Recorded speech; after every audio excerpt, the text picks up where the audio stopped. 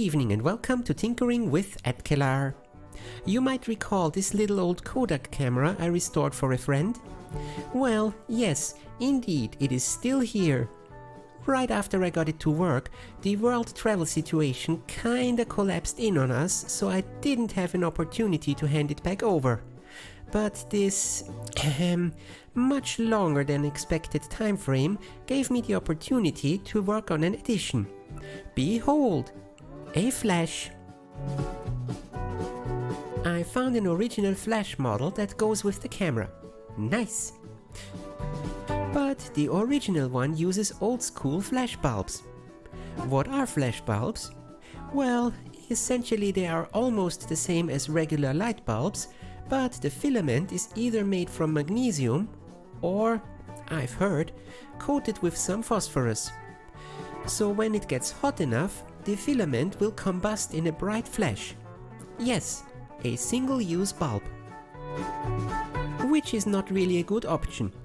These bulbs are rare and over-the-top expensive for new old stock. You can guess why used is not a good option here. So the flash became pretty much obsolete. And here's where I had a flash of an idea. Why not take a cheap tiny flash and put the electronics into the old one? I tried to find some suitable donor, but all external flashes I could find were either too big or too expensive for this stunt. But another bright moment later, I ordered 2 single-use film cameras. Yes, we have come from throwaway bulbs to throwaway cameras. Well, kinda. These are supposed to be reusable if you hand them back in for development. Sorry.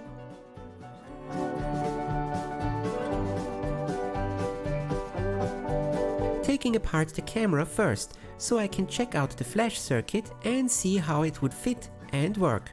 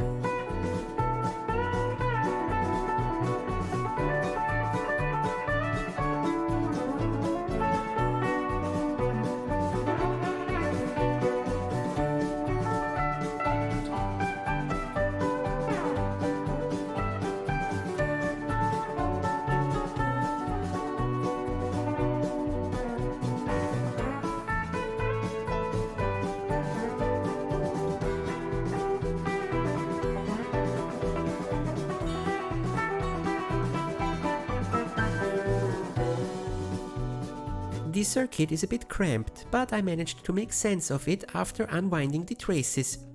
The first transformer is the charging one. After powering on, it will pass a minimum current through the feedback winding into the base of a transistor, turning that on, which causes the primary side of the transformer to energize. This induces a voltage pulse into the feedback that turns off the transistor.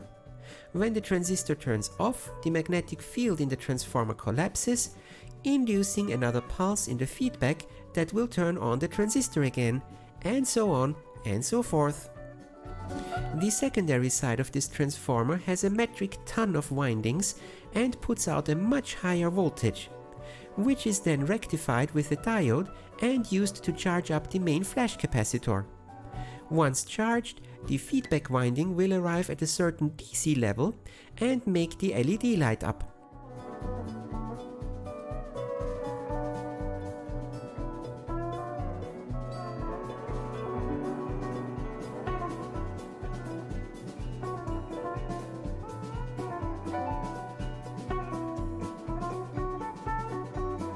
And here comes the fun part. There is another small capacitor that is charged via a 4.7 megaohm resistor, so it also arrives at almost the same voltage, just a bit slower. The trigger switch will discharge that cap over a smaller transformer, and that tiny boost will again be multiplied and put against the flash tube to trigger the discharge.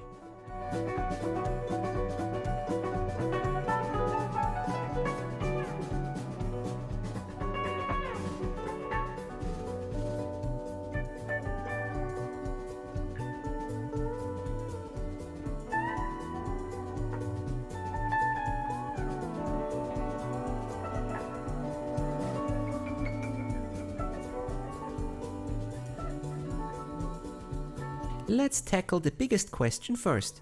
Will the flash tube work when it's detached from the board? i.e., does the trigger and discharge work with longer wires?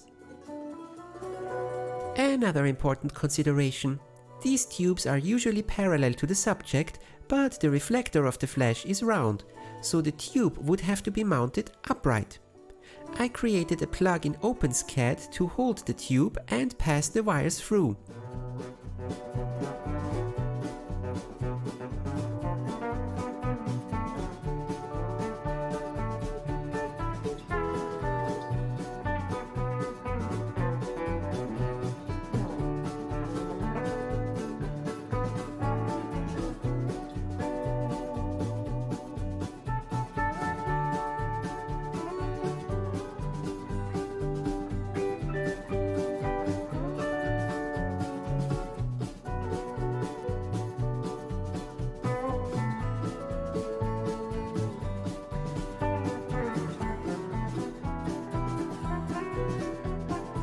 I also found a set of decorative plastic vials that make good covers.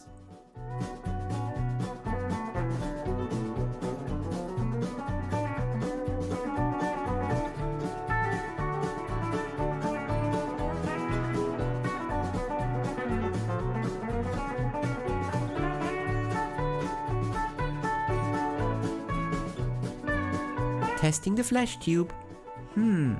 Nothing.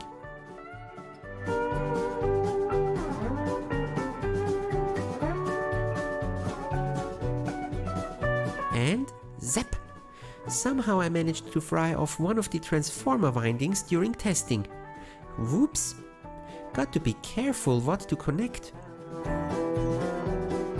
Since the flash tubes that came with the cameras didn't have trigger contacts and my get a wire close to it approach didn't seem to work, I scouted online and found a decent replacement.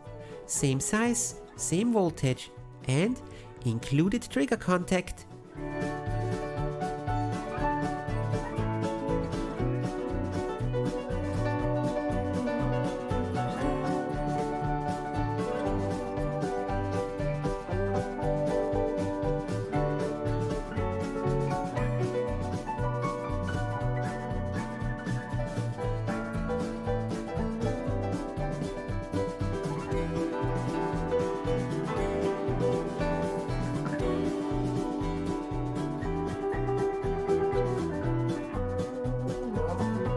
Nice! Fires like it was made for it.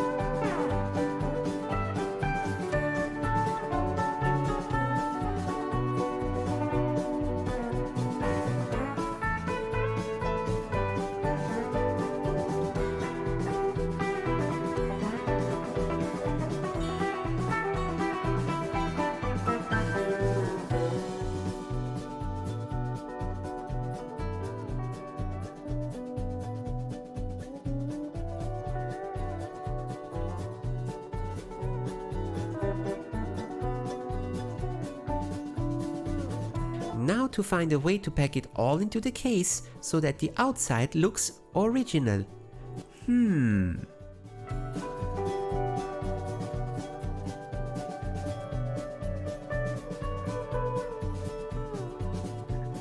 The PCB can be trimmed down slightly.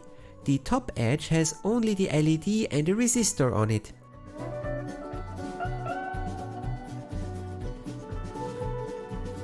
The capacitor needs to snug up a bit, so I bent it at an angle and extended and insulated one of the legs.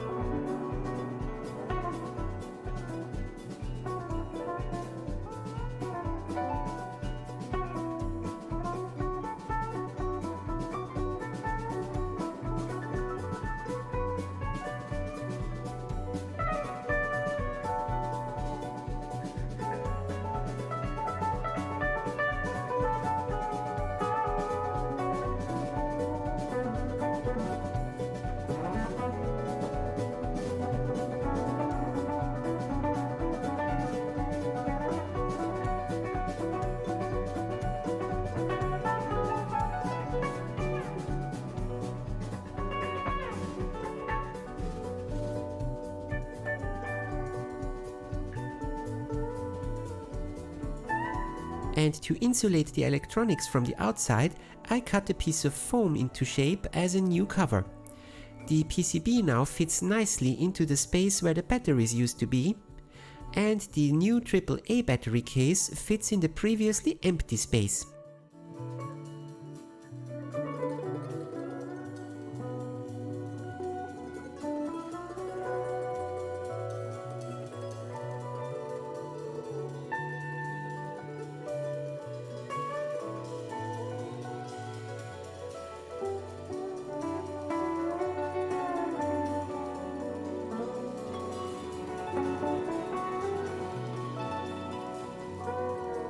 For the battery power switch, I added a toggle switch from my stash.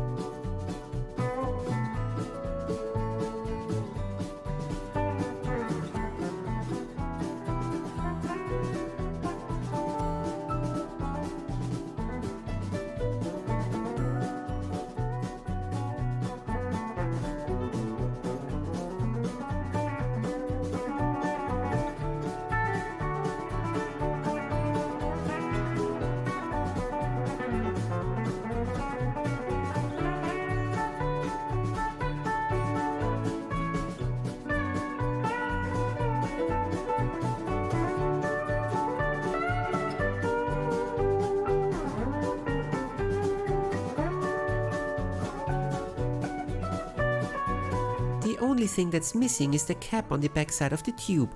There's 400 volts on these wires and an even higher pulse for firing. Better make sure that nobody can brush up there. The plug can also double as a mount for the LED, so we can see the ready signal from the backside.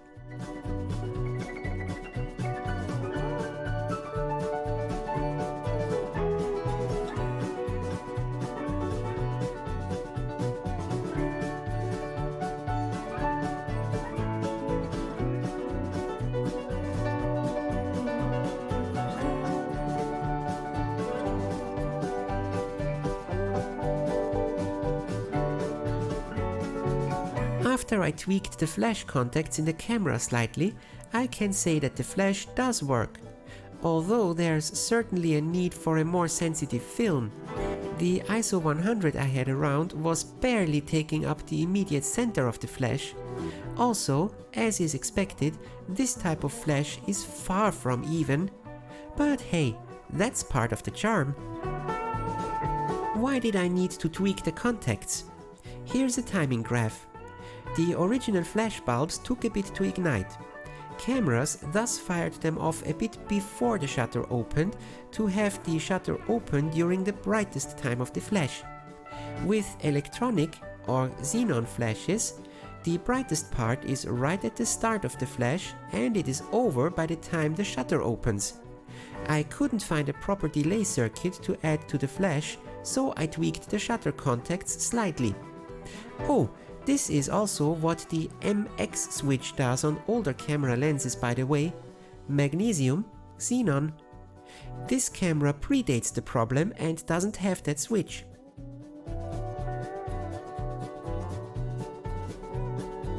And that's it for this episode. I hope you enjoyed this little modernization modification. See you next time. Oh, and this is why the MX switch almost